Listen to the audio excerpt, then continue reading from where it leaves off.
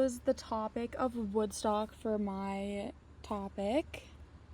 My thesis is that I believe Woodstock influenced rock and roll back then and in present day because of its message, audience, and the way it affected how we listen to music. What is Woodstock? So, Woodstock is a music festival.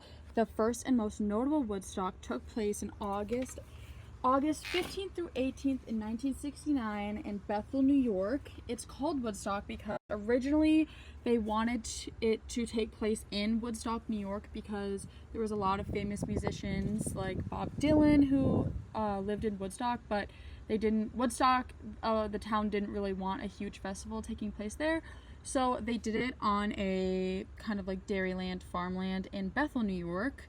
There were two more Woodstocks after this first one in 1994 and one in 1999, but Woodstock of 1969 is the most notable one and is usually what people are talking about when they talk about Woodstock.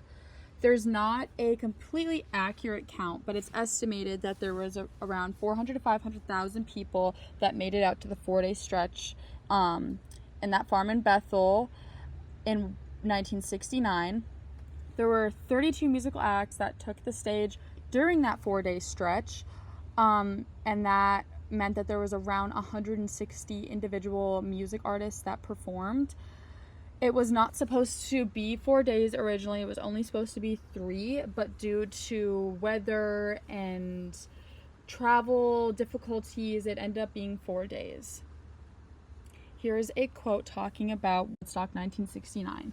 The year was 1969. The world was rapidly changing and a group of young Americans were searching for their place within it. In that time of conflict and uncertainty, 3 days of peace and music seemed to be just what a divided nation needed. What began on a stage in the middle of a small New York farm field ended on the world stage. No one knew it at the time, but those 3 days of music, mud, and memories would birth an entire cultural phenomenon.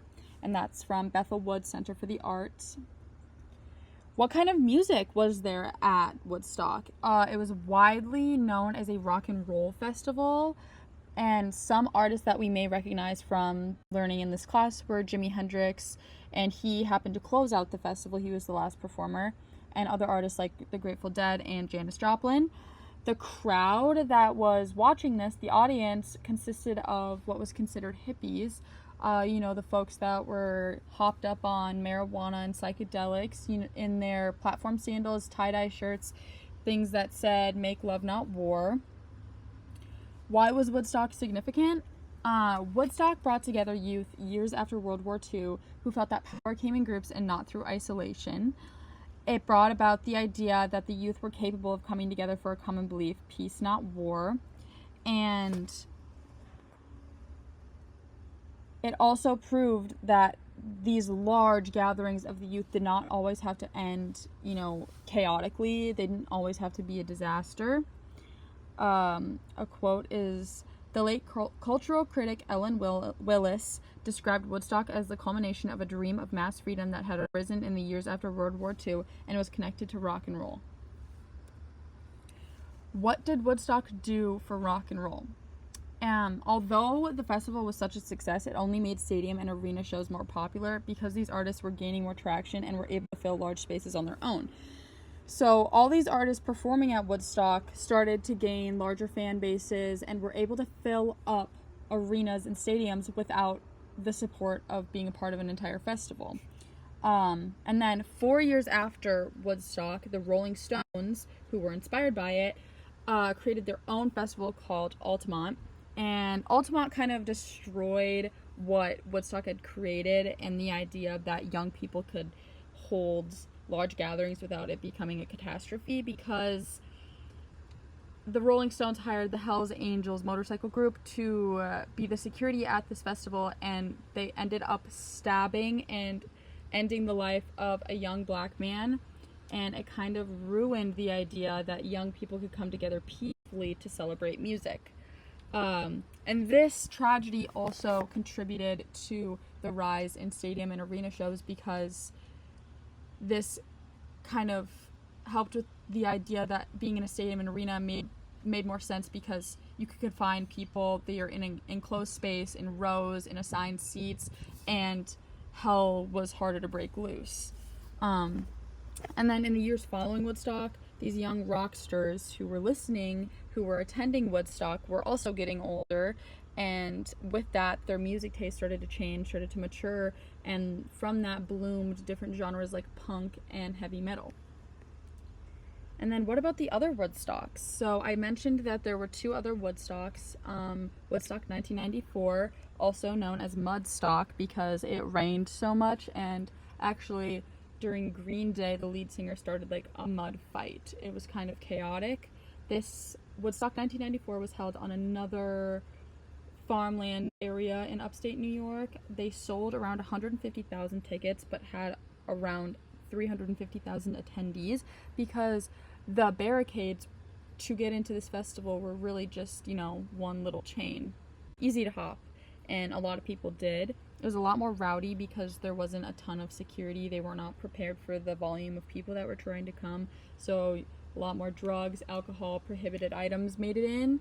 And some notable musicians include Aerosmith and Metallica. And then Woodstock 1999 had the smallest crowd of around 220,000 attendees. This one was held in Rome, New York, which was not too far, around, I think, 100 kilometers from Woodstock 1969.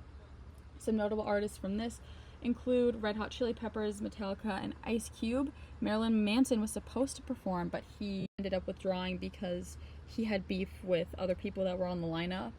This festival was plagued with extreme violence, lots of rape, lots of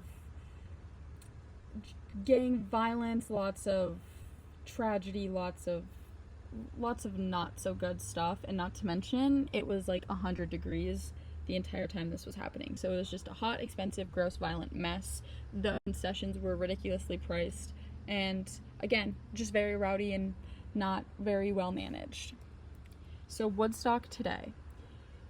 We can look at festivals like Coachella and Lollapalooza, or even like Bonnaroo, and you can see that those are inspired by Woodstock. Woodstock kind of created this idea of very, very large gatherings of young people to come together and listen to music. I mean, when you think about, listening to like Doja Cat perform at Lollapalooza, you wouldn't think back to, oh my gosh, rock and roll, but it can be traced back to that. And music artists like Florence and the Machine and Lana Del Rey were inspired by Woodstock. Lana Del Rey has a song in her Lust for Life album called Coachella, Woodstock in My Mind. So yeah, a lot of artists today and a lot of festivals today are directly inspired by Woodstock. And here is one other quote. Unfortunately, it takes catastrophic events to make human beings wake up. But we don't need a catastrophic event to realize that we don't need flags, borders, patriotism, or politicians. We don't need anything, because we can just share, like at Woodstock, where people share their blankets, their food, and their spirit. And that was Carlos Santana. Here are my works cited.